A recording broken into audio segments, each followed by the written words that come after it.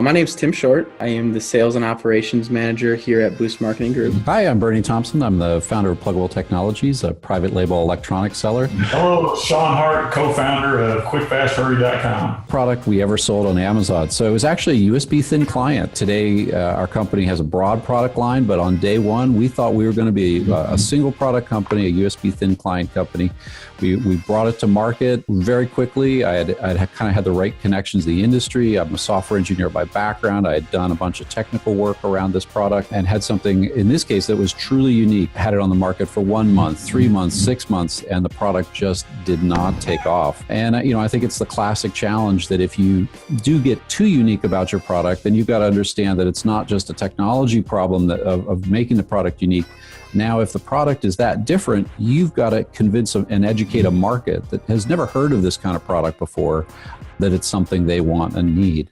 And this concept of USB thin clients was something that wasn't generally well understood at the time. So we basically failed with our first product after months of investment and thinking we might become a one product company. But it led us to where we are today, which is at that point of failure, we thought, okay, well, what are we going to do? Are we going to try harder, or are we going to try a different strategy and kind of go wide with our product line?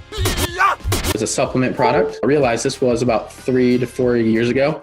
So obviously it's when Amazon wasn't as big as it is now. It was a little bit easier for sellers to get their brand out there. But the reason we started this supplement company is because we wanted to obviously create a supplement type niche that obviously was good for people, beneficial. We all like working out, so it's something that we're passionate about. We did it the right way. We followed all the rules, followed everything, and created a really nice brand. It all started from that very first supplement that we launched. And now it's grown into numerous products. First product that I ever sold on Amazon under private label was a loom band, like a rainbow loom bracelet making kit. And the reason I picked it is because I seen, being a new seller that wasn't really privy to all the FBA information, I seen so many sellers out there offering the product for $17 to $25. And I knew that I could buy it for around $2 or a little less. So I immediately jumped in, and next thing you know, I had a garage full of loom band kits and did $250,000 in my first couple of months. Hold on, don't leave yet. Make sure you join over 30,000 Amazon sellers at the FBA High Rollers Group by going to ampmpodcast.com/Facebook.